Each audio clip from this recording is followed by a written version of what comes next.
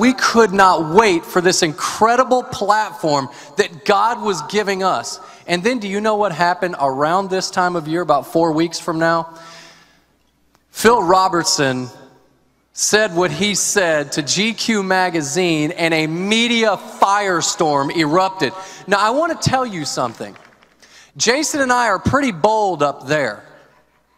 But during that time, we went radio silent. Do you know why? Because we had something in our hand. We had an incredible platform that we did not want to lose. And eventually they did lose that platform. Joining us now, David and Jason Benham, twin brothers, real estate entrepreneurs, and the author, ladies and gentlemen, of Whatever the Cost, Facing Your Fears, Dying to Your Dreams, and Living Powerfully. There it is up on the screen. Gentlemen, welcome to both of you. Thank you. Good for having us. So let me ask you. The job that you lost, the platform that you had, that you went radio silent over, that you did not want to lose, HGTV, because of your stance collectively on traditional marriage and on gay marriage, you lost your job. Absolutely we did. And we lost our job because there was what we'd say a bully agenda to silence people like my brother and I that are pro-marriage and pro lots of things that we find in the Bible.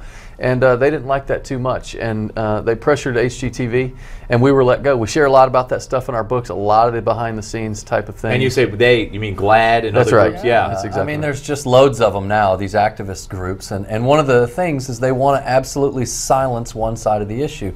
The problem is in America, when you silence either side, all intellectual and spiritual progress stops.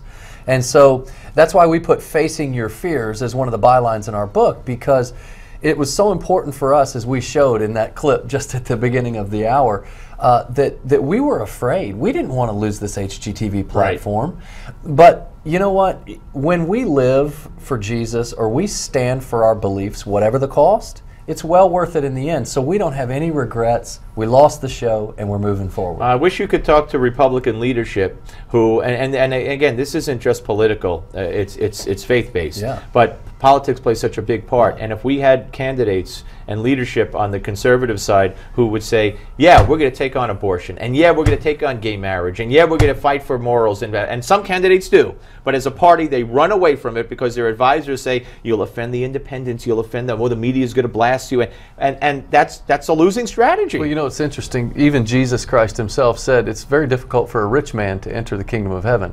What he was saying there, it's not difficult for someone who has a lot of money to enter the kingdom of heaven, but whom God blesses greatly, sometimes it's difficult for him to use in a great way because they have too much to lose. And so that's why we talk about in our book, whatever God gives you, just hold it with an open hand and die to it. Well, that's what I want to get to. That's to me, dreams. you don't hear this phrase too much, Yeah. Dying to your dreams. What does that mean exactly? Jason and I, we're former professional athletes. Yeah. We played baseball. Baseball. We wanted to make it to the major leagues more than anybody. Did Brian Williams play with you, by the way? I'm kidding. No, that's right. We did. We played together. We wanted to make it more than anyone, but we never made it to the big leagues. And the Lord taught us early in our life that you are to chase your dreams, but die to them at the same time. And here's what we mean. Die to them in your heart. Give the results up to God, and then pursue your dreams. And so this is what Jason and I have outlined in our book and some of the principles on how to get there. When HGTV was taken from us, yeah, we were excited about pursuing that new platform and that new promise for our lives. But when push came to shove, we said, if our faith cost us a reality show, then so be it. We were dead to that dream in our heart. Gotcha. No, that's a great explanation. When the president trashes Christianity at the National Prayer Breakfast, when the president goes to great lengths to say that the attack on the kosher deli in France was just random and had nothing to do with it being a kosher deli, wow, that's when the leader, when from the top down, that's what a country's hearing and saying. It's hard. It makes your goals harder to achieve. Well, doesn't absolutely. But David and I would be the first ones to say, regardless of what our president or our Congress or anybody says, as Christians, we have a responsibility to stand up for what's right. Period. Whatever the cost. And you won't stand if you're not willing to first face your fear.